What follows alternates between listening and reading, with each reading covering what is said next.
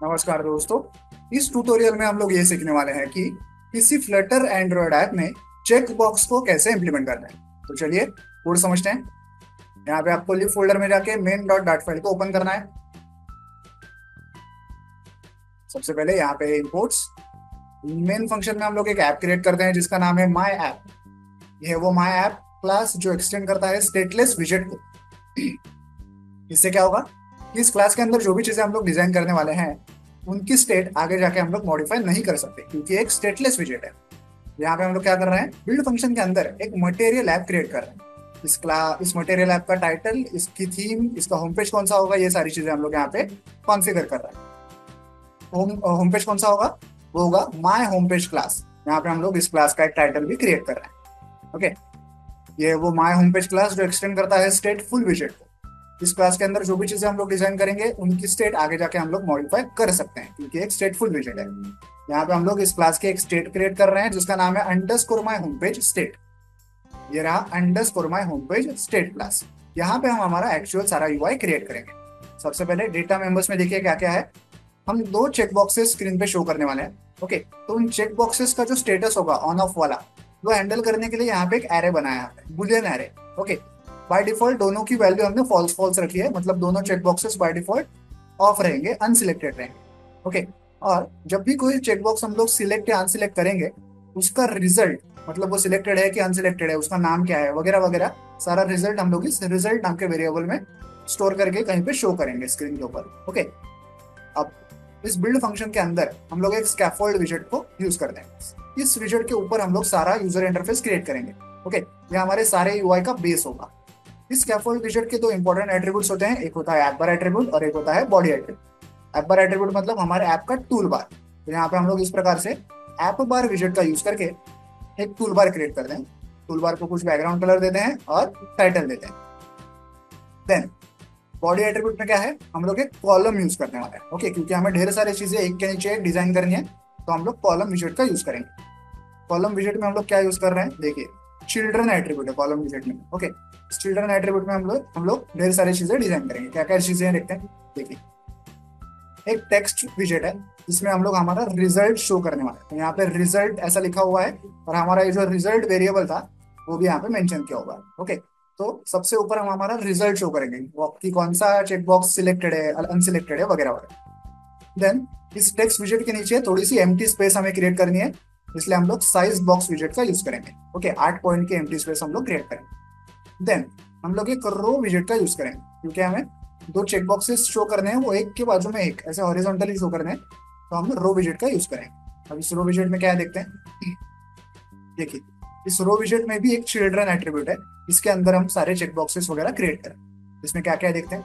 देखिए यहाँ पे बहुत सारी चीजें हैं। सबसे पहले तो एक चेक बॉक्स है, उस चेक बॉक्स को हमें नाम भी देना है तो उसलिए उसके लिए एक टेक्स्ट विजेट है। ओके, तो ए नाम जिसका होगा ऐसा एक चेक बॉक्स हमें दिखाई देगा, मतलब चेक बॉक्स का एक स्क्वायर दिखाई देगा, उसके आगे ए ऐसा लिखा हुआ दिखाई देगा। ओके, देन थोड़ी सी एम्प्टी स्पेस दिखाई देगी इस साइज बॉक्स की वजह से। देन और एक चेक बॉक्स दिखाई देगा और उसके बाजू में बी ऐसा लिखा हुआ दिखाई देगा क्योंकि हमने यहाँ पे चेक बॉक्स विजेट भी यूज किया है और टेक्स्ट विजेट भी यूज किया है। तो एक स्क्वायर होगा, उसके आगे ए लिखा होगा, तो थोड़ी सी एम्प्टी स्पेस होगी, फिर और एक स्क्वायर होगा चेक बॉक्स वाला और उसके आगे बी लिखा होगा। ओके, ऐसा हमारा यूआई होगा सारा। ओके, तो अब इस इन चेक बॉक्सेस का कोड देखते हैं। देखिए ये हमारे पहले चेक बॉक्स का कोड।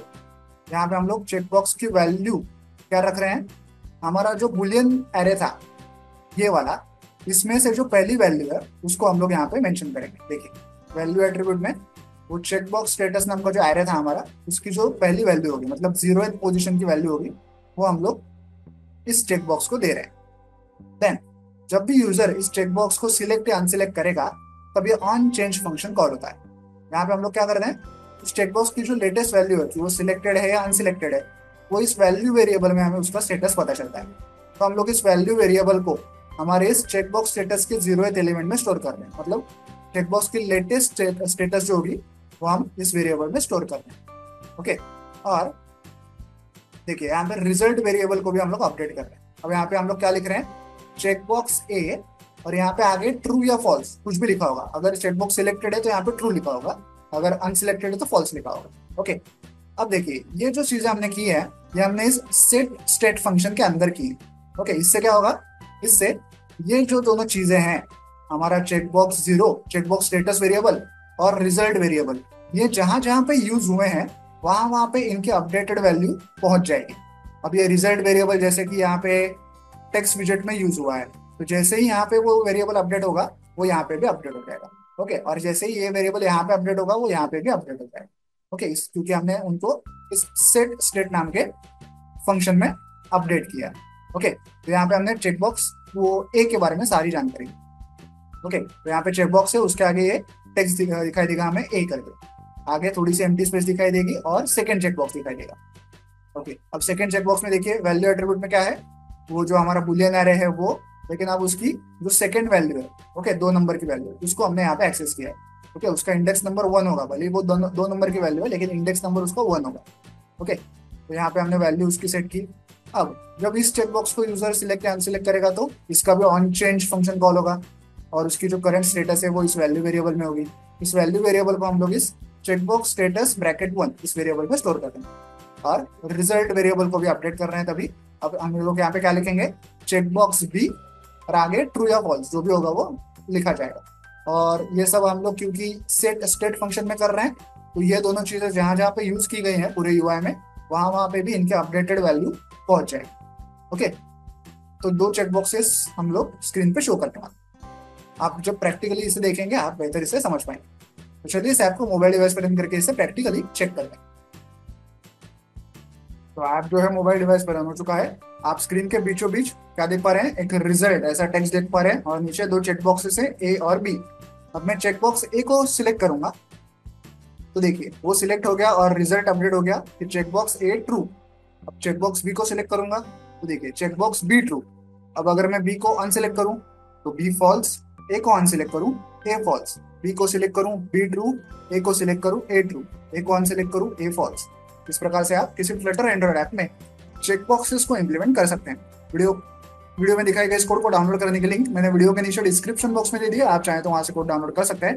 वीडियो को एंड तक देखने के लिए धन्यवाद, थैंक यू।